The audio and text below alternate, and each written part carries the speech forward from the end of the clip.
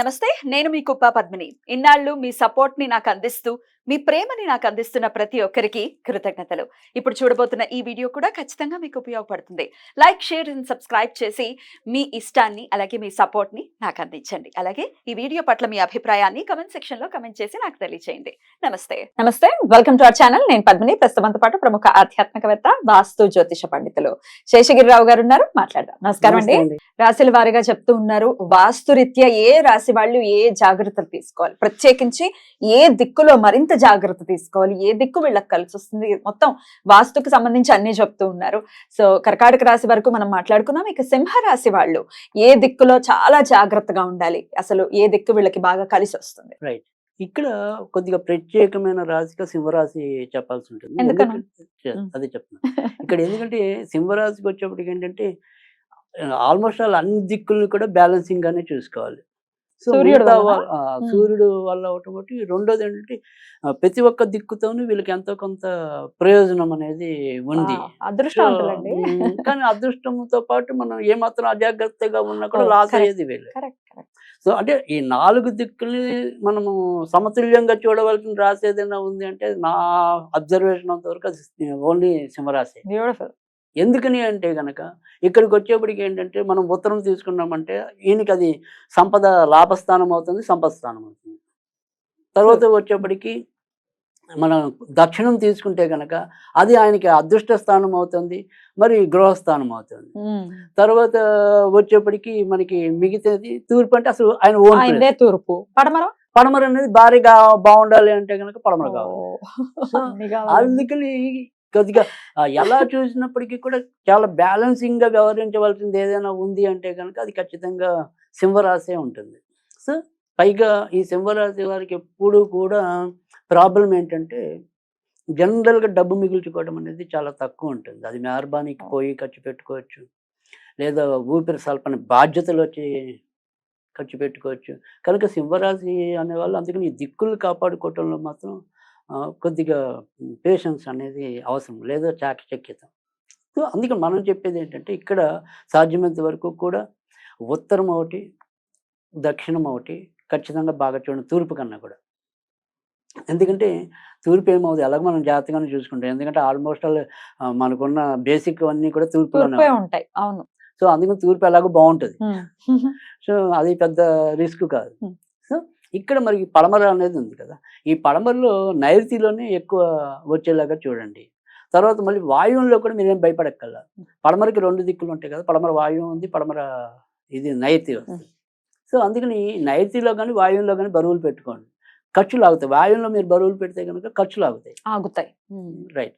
అందుకని వాయువు వైపు బరువులు తీసుకురండి, లేదా నైరుతిలో తీసుకురండి. సో దక్షిణంలోకి వచ్చేప్పటికి ఏంటంటే సాధ్యమైనంత వరకు మరి ఇంతకుముందు కర్కాటక రాశి చెప్పినట్టు వీళ్ళు కూడా లైట్ వెయిట్ ఉన్నవే బరువులు పెట్టాలి. కానీ ఇక్కడ మనం గుర్తుంచుకోవాల్సింది ఏంటంటే ఇక్కడ మనం పడమర వాయువులో కానీ ఏవైతే ఉంటాయో కొద్దిగా సమాన దిక్కులుగా, అంటే ఐ మీన్ ఇక్కడ ఒక 4 బరువులు పెట్టామనుకోండి, దాంట్లో సగం 2 బరువులే ఇక్కడ పెట్టండి. తర్వాత తూర్పులో ఇంకొద్దిగా తగ్గించండి. అలా ఒక సమతుల్యత అనేది మెయింటైన్ చేయాలి. సో అది ఖచ్చితం. తర్వాత రెండోది వచ్చేప్పటికి ఏంటంటే ఈ సింహరాశి ఆడవాళ్ళు ఎవరైతే ఉంటారో, అంటే ఐ మీన్ ఆడవాళ్ళు అయితే వాళ్ళే స్వయం అనుకోండి, లేదు భర్త ఉంటారు కదా సింహరాశి ఆడవాళ్ళు, అంటే పెళ్లి చేసుకున్న వాళ్ళు ఎవరైతే ఉంటారో వాళ్ళ భార్యలు, సింహరాశిలో పుట్టిన మగవాళ్ళ భార్యలు, వాళ్ళు ఎప్పుడు కూడా స్టవ్లో పాలు పొంగించకూడదు. అంటే మనం గృహప్రవేశాలప్పుడు పాలు పొంగించడం సహజం, అది ఓకే, అంతవరకు మనం యాక్సెప్ట్ చేయొచ్చు. పాలు పొంగకూడదు. పాలు పొంగిన కొద్దీ వీళ్ళ సంపద తరిగిపోతుంది. సో సింహరాశి ఆడవాళ్ళు ఒకవేళ సింహరాశి స్వయంగా ఆడవాళ్ళు ఎలాగో అయితే ఓకే, కానీ సింహరాశి మగవాళ్ళు ఎవరినైతే చేసుకున్న ఆడవాళ్ళు ఉంటారో వాళ్ళు కూడా పొంగించుకోరు. వాళ్ళు కూడా అదే అంటున్నాను. ఇద్దరు కూడా మీ భర్త సింహరాశికి సంబంధించిన వాళ్ళు, లేకపోతే సింహ లగ్నానికి సంబంధించిన వాళ్ళు అయితే పాలు మాత్రం మీ చేతితో పొంగకూడదు. అది ఖచ్చితంగా పాటించాలి. సో దానివల్ల ఏంటంటే ఖర్చులు ఆగటం అనేది ఒకటి. తర్వాత వీరి యొక్క వృత్తి ఉద్యోగాల్లో అప్ అండ్ డౌన్స్ లేకుండా ఉండటం అనేది కూడా ఒకటి ఉంటుంది. అంటే సింహరాశి ఒకటి కొద్దిగా పైకి ఎదుగుతూ ఉంటుంది, జారిపోతూ ఉంటుంది, పైకి ఎదుగుతూ ఉంటుంది, జారిపోతూ ఉంటుంది. సో ఎప్పుడు కూడా మళ్ళీ 0 నుంచి బిగిన్ అయ్యి మళ్ళీ పైకి వస్తున్న మూమెంట్లో మళ్ళీ ఆగుతూ ఉంటారు, మళ్ళీ పడుతూ ఉంటారు. అలా ఉంటుంది ఎక్కువ శాతం, ఎక్కువ మంది జాతకాలు. సో అందుకని ఈ అప్ అండ్ డౌన్స్ అనేది ఎక్కువ లేకుండా ఉండడానికి కూడా ఇది ఎక్కువ వీళ్ళకి ఉపయోగం. పాలు అనేది. తర్వాత రెండోది ఏంటంటే వీళ్ళు వచ్చేప్పటికి ఏంటంటే దక్షిణలో కనుక ఎట్టి పరిస్థితుల్లో ఒక సింధూరం కలర్ ఆంజనేయ స్వామి బొమ్మ పెడితే కనుక చాలా ఉపయోగం ఉంటుంది. సో ఆర్థికంగా ఎదుగుదల రావటం అనేది.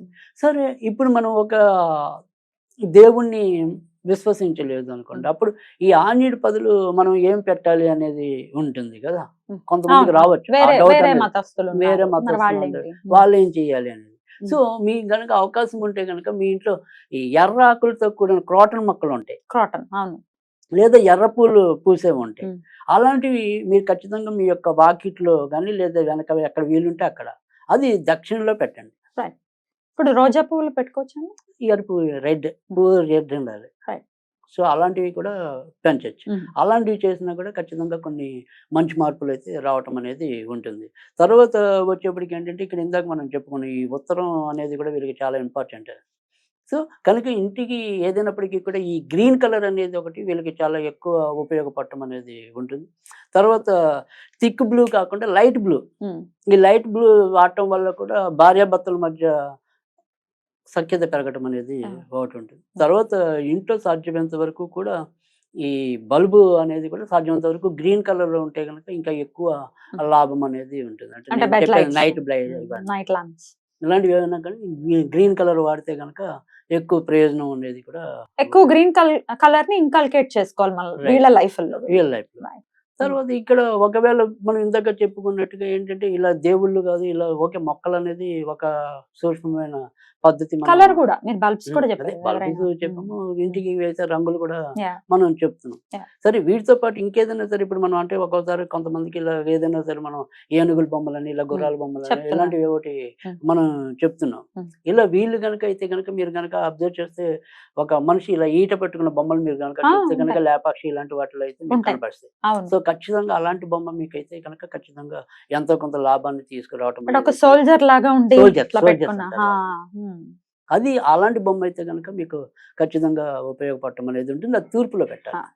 అదే అడుగుతుంది. తూర్పులో పెట్టుకోవాలి. తూర్పులో పెడితే కనుక బొమ్మ ప్రయోజనం. అంటే పోస్టర్ పెట్టుకున్నా పర్వాలేదు. అది ఇప్పుడు బొమ్మ దొరక వాళ్ళు ఎప్పుడు కూడా పోస్టర్లు పెట్టుకోవచ్చు. ఆ రకంగా అయినా కూడా అట్లాంటి చేయొచ్చు. బొమ్మలు యాంటిక్ ఉంటాయి, యాంటిక్ కాస్ట్లీగా ఉంటాయి. సో అవి Okay. ఎఫోర్డ్ చేయలేని వాళ్ళు పోస్టర్ Right, తప్పకుండా పెట్టుకోవాలి. పోస్టర్ పెట్టుకోవాలి. Right. సో స్మార్ట్ రెమెడీస్ తో ఎలా అయితే మన వాస్తులో ఎట్లా ఎనర్జీని, పాజిటివ్ ఎనర్జీని డెవలప్ చేసుకోవచ్చు అనేది చాలా బ్యూటిఫుల్ గా ఎక్స్ప్లెయిన్ చేస్తున్నారు రాశి పరంగా. Right. అద్భుతం అండి. సింహరాశి వాళ్ళు తూర్పు ఏమిటి అన్ని దిక్కులు వాళ్ళకి చాలా చాలా సమతుల్యత అనేది సమతుల్యంగా ఉండాలి కాబట్టి. థ్యాంక్ యూ సో మచ్ అండి. నమస్తే.